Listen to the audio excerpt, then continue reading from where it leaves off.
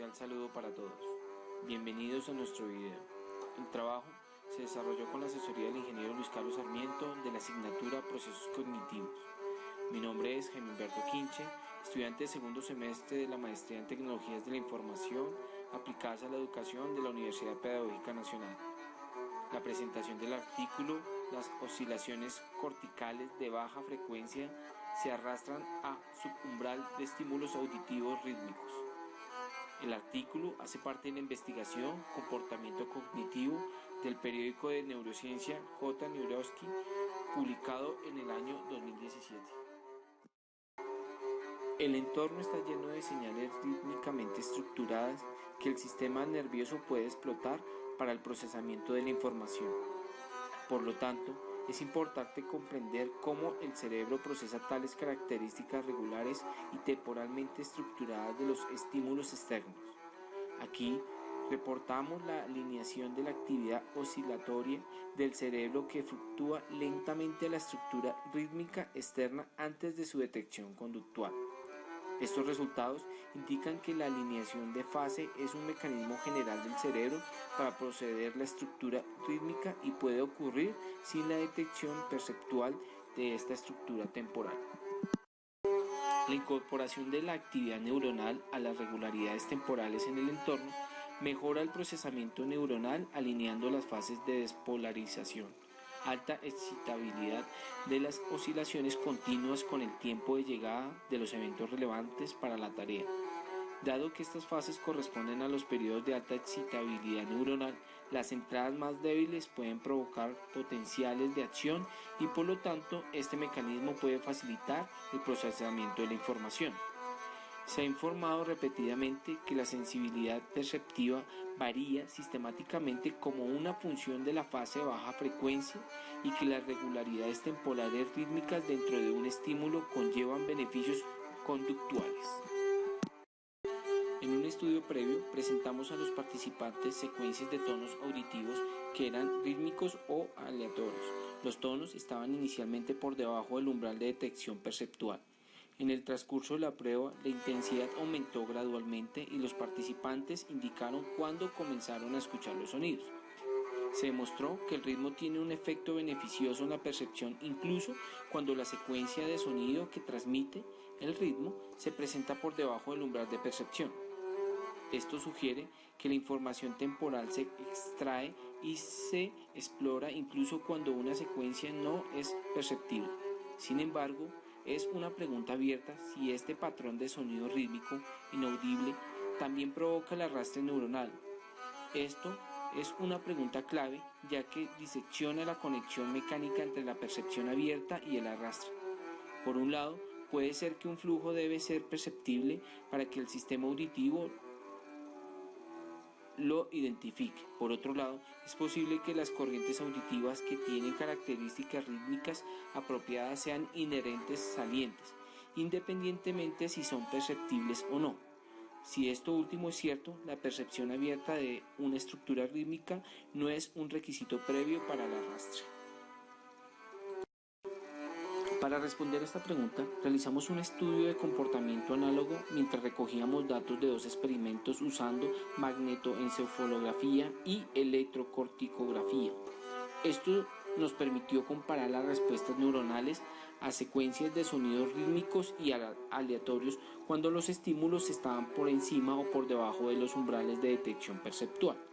Además de nuestro objetivo principal de examinar la percepción de arrastre a secuencias rítmicas inaudibles, investigar el arrastre de estímulos por debajo de los niveles de percepción perceptual otorga otra ventaja que también es crítica desde una perspectiva mecanicista.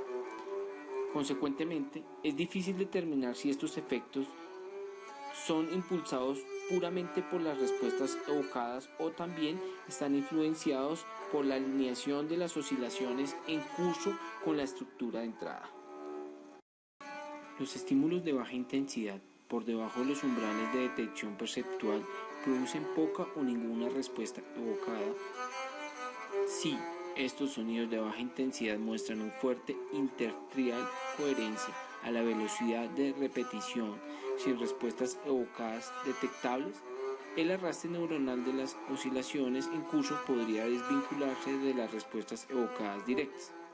Además, la observación de fuerte intertrial coherencia sustancial para sonidos rítmicos, incluso cuando las intensidades sonoras están por debajo de los umbrales de detección perceptual, sugería que los ritmos en el ambiente arrastran las oscilaciones neuronales por defecto, en virtud de su estructura temporal, y que esto no es una consecuencia de su percepción abierta.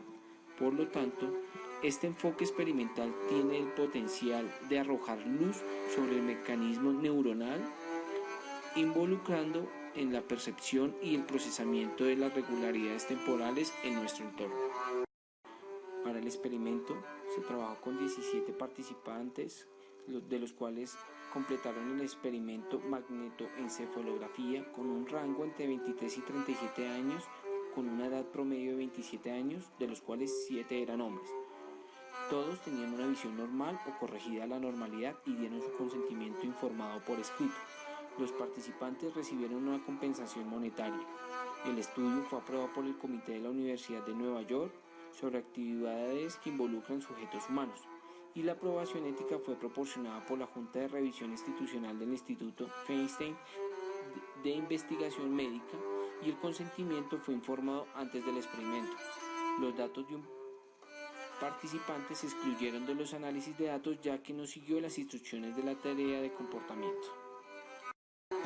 Además, participó en el estudio un participante varón de 30 años sometido a registros electrocorticográficos incraneales para epilepsia intratable. También registramos de un segundo paciente, pero este paciente fue excluido ya que tenía una actividad epileptiforme alta en las regiones de interés. La colocación de electrodos intracraneales se basó únicamente en las necesidades clínicas del participante, sin ninguna referencia al presente estudio. Los estímulos auditivos fueron pitidos sinusoidales de 1 GHz que duraron 50 milisegundos, con un aumento lineal y un tiempo de cada 5 milisegundos, incrustados en ruido blanco continuo de 53 decibeles.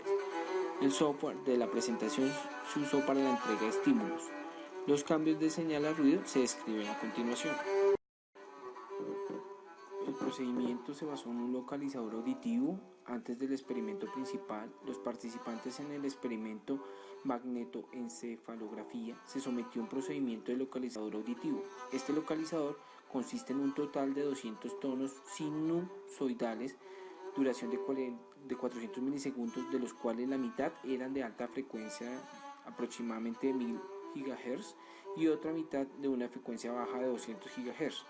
Se eligieron 2 tonos para minimizar la habituación a un sonido. La sincronía se inició de un estímulo y se varió entre 1,2, 1,3 o 1,4 segundos. La frecuencia del estímulo fueron aleatorias. La tarea duró aproximadamente 5 minutos y los participantes tuvieron que fijarse en la pantalla. Se partió un experimento principal en el cual fue similar a nuestro estudio anterior. Los participantes escucharon un flujo de pitidos auditivos incrustados en ruido blanco continuo.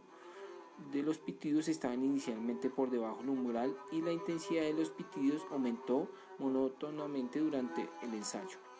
Se les pidió a los participantes que indicaran presionando el botón cuando los pitidos se detectaran por primera vez. El inicio fue del 7%, un tono de 34 decibeles. Durante el ensayo aumentó incrementando en pasos de 0.25, 0.5 y 0.75%.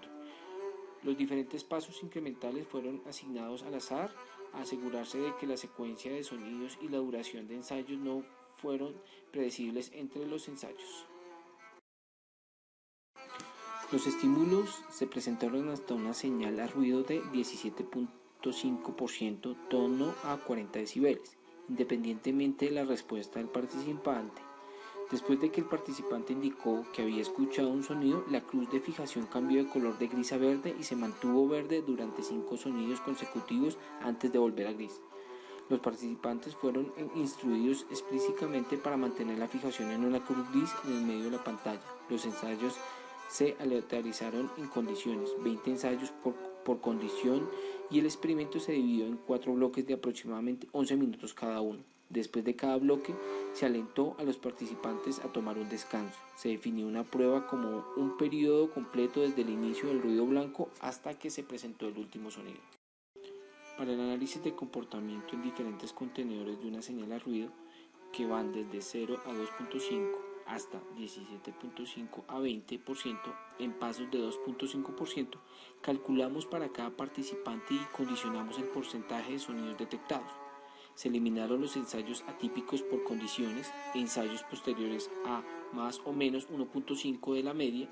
En promedio se eliminaron 1.3 ensayos, desviación estándar de 1.1. Ajustamos una función psicométrica a los datos usando la caja de herramientas Model Free. A partir de esta función psicométrica, calculamos para cada participante una señal a ruido a la que se detectó el 75% de los sonidos. Estos valores de una señal a ruido individuales se compararon para la condición aleatoria y rítmica usando muestras T pareadas unilateralmente. Para las grabaciones magnetoencefalografía y procesamiento de datos se utilizó un gradiámetro axial de 160 canales, de los cuales 157 eran para datos y 3 canales de referencia. El sistema MEC de cabeza completa para la adquisición de datos. La posición de la cabeza se controló a través de 5 bobinas electromagnéticas conectadas a la cabeza del participante, ubicadas con respecto al noción y a ambos puntos preoculares, utilizando el software digital 3D Source Digital Imaging y el software de digitalización Polmenus. La velocidad de muestreo fue de 1000 MHz con filtrado en línea de 200 GHz. La reducción de ruido inicial estaba usando el algoritmo CALM implementado en el software MEC 160. Se realizaron otros análisis utilizando la caja de herramienta FreeLTIP implementada en MATLAB. En primer lugar, los datos se redujeron a 256 GHz utilizando interpolación cúbica a trozos que transversa al frontal, y los canales defectuosos se reemplazaron por el promedio de los canales vecinos. A continuación, se realizaron análisis de componentes independientes.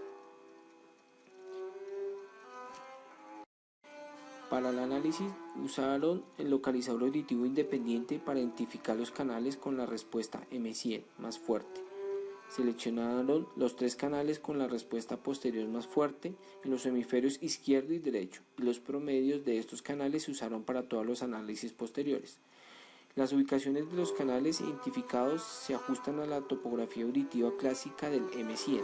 Las épocas previas al umbral incluyeron aquellas centradas alrededor de estímulos con intensidades de al menos 0.75 de señal a ruido, más bajas que el valor mínimo de umbral de la detección jamás indicado en todos los ensayos y condiciones. Esto aseguró que todos incluimos intervalos en los que la intensidad del estímulo nunca se detectó. Las épocas posteriores al umbral incluyeron aquellas que ocurren después de la indicación de la detección en ensayo específico. Se realizó un análisis de frecuencia de cada época utilizando conos de Hanning, donde se extrajo la fase media del espectro de Fourier complejo a diferentes frecuencias y se calculó la coherencia para estimar la consistencia de la distribución de fases en épocas. El número de ensayos incluidos en la estimación de fuerte intertrial coherencia en las condiciones aleatoria y rítmica se equiparó por separado para los periodos de umbrales de pre y post. La prueba estadística del efecto de arrastre a la tasa de repetición de 1.5 GHz se realizó usando ANOVA, de medidas repetidas de los factores de condición aleatoria o rítmica y percepción umbral pre-post. Para evaluar el desarrollo de la fuerte intertrial coherencia a lo largo de la prueba, volvimos a etiquetar las épocas para reflejar su posición en la secuencia de estímulo en relación con el primer sonido, dada la duración de los ensayos en el diseño actual de 30 segundos. Tuvimos un número limitado de ensayos, 20 por condición, por lo tanto, para aumentar la potencia estadística de este análisis, utilizamos un enfoque de ventana móvil en el que se usaron 2 épocas secuenciales para estimar la fuerte intertrial coherencia en 16 posiciones que van desde -12 a 4. Sin embargo, cada posición incluía estimaciones de fase de 2 épocas adyacentes, etiquetado por medios números entre -11.5 a 3.5. Para la estimación de la potencia repitieron los mismos análisis descritos anteriormente, excepto que usaron el cuadro del valor absoluto del espectro de Fourier complejo para estimar la potencia en cada época. Los espectros de potencia para el análisis previo versus posterior al umbral se normalizaron para hacer que el valor de potencia sea más comparable entre los participantes, restando el promedio de ambas condiciones y los intervalos de percepción pre y posumbral de los valores individuales de potencia y dividiendo por este promedio los espectros de potencia para el segundo análisis, en los cuales evaluaron el desarrollo de la potencia a lo largo del ensayo.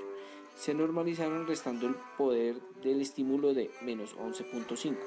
El análisis de frecuencia de tiempo para detectar el bloqueo de fase de las respuestas neuronales en un amplio rango de bandas de frecuencia en el periodo anterior al umbral. Realizamos un análisis de frecuencia de tiempo complejo y potencia en dos intervalos diferentes. Un subconjunto de los ensayos previos al umbral, incluidos solo los ensayos en las dos posiciones de estímulo consecutivas donde el fuerte intertrial coherencia de 1.5 GHz se volvió significativamente más alto en la rítmica versus aleatoria, y en los ensayos posteriores al umbral, como se definió anteriormente, usaron wavelengths que variaban. Además, para estimar respuestas evocadas, compararon cada condición individual si su respuesta después del inicio del sonido fue significativamente más fuerte que antes del inicio del estímulo. En promedio, el intervalo era de menos 0.5 a 0 segundos.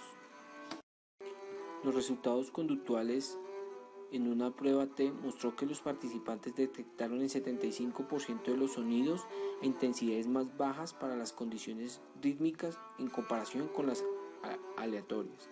El cálculo de la coherencia entre ensayos muestra picos claros a 1.5 GHz y sus armónicos para la condición rítmica, pero no para la aleatoria, en los intervalos de detección pre y post. Dentro de la discusión, investigaron los efectos de la ritmicidad del estímulo en las respuestas neuronales a estímulos auditivos por debajo del umbral, que aumentaron gradualmente en intensidad para hacerse audibles durante el curso de cada ensayo. Mostraron un bloqueo de fase significativo de la actividad neuronal de baja frecuencia a los sonidos rítmicos antes de su detección, pero no hay un bloqueo de fase significativo para los sonidos subumbrales arrítmicos. Además, ninguna respuesta evocada sensorial aparente acompañó ese arrastre, ya que las respuestas evocadas sensoriales aparecieron solo a intensidades de estímulo que los participantes percibieron abiertamente. Como medida de respuesta evocada, se centró en el análisis de potencia en todas las frecuencias, la actividad en el intervalo de tiempo esperado en la respuesta M100, así como las respuestas de fuerte trial coherente de banda ancha. Ninguna de estas medidas en las grabaciones mostró ninguna diferencia entre las condiciones aleatorias y rítmicas, excepto en los niveles de intensidad donde los participantes podían detectar la secuencia de sonido. Estas medidas complementarias separadas sugieren que las respuestas evocadas no estén impulsadas por los efectos previos al umbral observados. Naturalmente, la ausencia de evidencia no constituye evidencia de ausencia. Sin embargo, como mínimo, los resultados muestran que los efectos previos al umbral están claramente y fuertemente impulsados por la aleatoriedad de fase, ya que solo esta medida identificó diferencias entre las condiciones aleatorias y rítmicas. En el estudio actual encontraron una diferencia fuerte intertrial coherencia significativa entre la condición rítmica y aleatoria de 2.3 segundos antes de la detección perceptual en el magnetoencefalografía, y una pregunta integrante es cómo se manifiesta este arrastre previo al umbral para otras tasas de presentación. Aquí eligieron concentrarse en una frecuencia de 1.0 GHz, ya que se encuentra comúnmente que es una tasa de pulsación cómoda para la mayoría de los individuos, y se sabe que el arrastre es más fuerte a velocidades que coinciden con las oscilaciones naturales en el cerebro y el sistema motor. Sin embargo, si la aparición del arrastre subumbral y o los niveles umbrales perceptivos varía con la tasa de presentación, sigue siendo una pregunta abierta. Estudios previos no han demostrado una influencia en las tasas de repetición de los umbrales de detección. Sin embargo, los estudios futuros son todavía necesarios para investigar el efecto de la tasa de repetición en el arrastre previo a la detección. Como conclusión, muchos estímulos naturales contienen regularidades temporales y el cerebro está sintonizado para procesar las estadísticas naturales del entorno.